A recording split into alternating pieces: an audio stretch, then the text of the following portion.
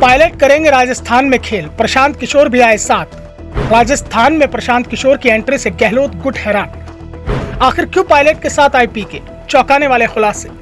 विधानसभा चुनाव से पहले राजस्थान में बड़े बदलाव की आहट। सचिन पायलट नाराज है, वो हाईकमान से भी नाराज है, जिसने उनसे वादा किया और फिर उस वादे को नहीं निभाया। 3 साल पहले राहुल गांधी और प्रियंका ने पायलट से बात की थी। पायलट उस समय बगावत की राह पर आगे बढ़े थे, लेकिन राहुल प्रियंका गांधी के हस्तक्षेप से उन्होंने अपने कदमों को पीछे खींच लिया था। पायलट से वादा किया गया था कि उन्हें पूरा सम्मान मिलेगा, कांग्रेस में उनके कद के हिसाब से उन्हें पद भी मिलेगा, लेकिन 3 साल में पायलट को कुछ नहीं मिला, जिस कारण से उनकी नाराजगी हाईकमान को लेकर दिख रही है। तो नाराजगी गहलोत सरकार को लेकर भी चल रही है, क्योंकि सीएम अशोक गहलोत पायलट गुट को पूरी तरह से किनारे लगाने की कोशिश कर रहे हैं। दूसरी ओर दिल्ली कांग्रेस मुख्यालय में गहलोत समर्थकों की भरमार है, जो पायलट की शिकायत पर सुनवाई को भी तैयार नहीं होते।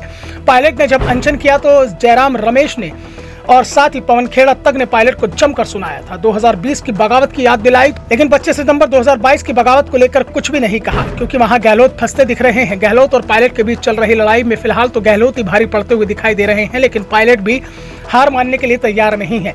उन्हें अब ये समझ में आ चुका है कि चुनाव तक कांग्रेस अब सीएम पद पर बदलाव नहीं करेंगे।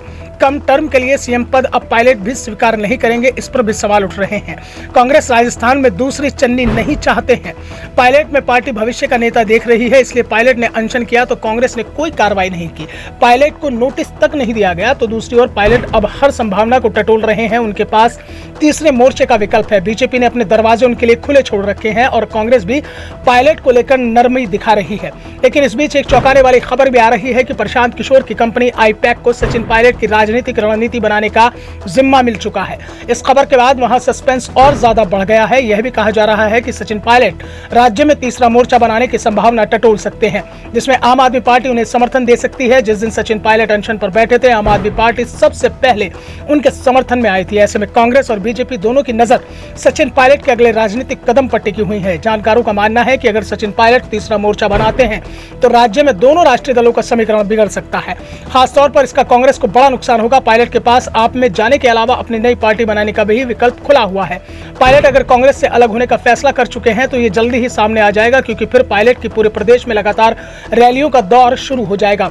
वैसे रैलियां तो पायलट अभी भी कर रहे हैं, लेकिन बहुत संभल कर गहलोत का नाम ले रहे हैं। संकेतों में ही अपनी सरकार पर निशाना साध रहे हैं। ऐसे में अगर पायलट तीसरे मोर्चे की ओर रुख करने का प्लान बनाते हैं तो आने वाले समय में उनके निशाने पर सीधे सीधे अशोक गहलोत आ जाएंगे। पायलट की बदलती रणनीति के चलते कांग्रेस में भी हलचल मची हुई है। दरअसल दिल्ली मुख्यालय में बैठे अधिकांश लोग गहलोत समर्थक हैं, इसलिए मल्लिकार्जुन खड़गे ने पायलट से बातचीत का जिम्मा कमलनाथ को सौंपा है। कमलनाथ ने पायलट से बात की है, उनकी समस्याओं को पॉइंट वाइज सुना है, आश्वासन भी दिया है कि लेकिन पायलट इंतजार करने के लिए तैयार नहीं है, जैसा उन्हें कहा गया है। पायलट से कहा गया है कि वो मौके का इंतजार करें, पार्टी उन्हें मौका देगी, लेकिन अभी गहलोत के साथ मिलकर चुनाव की तैयारी करें। अगर सरकार रिपीट होती है तो पायलट की इच्छा को भी पूरा किया जा सकता है।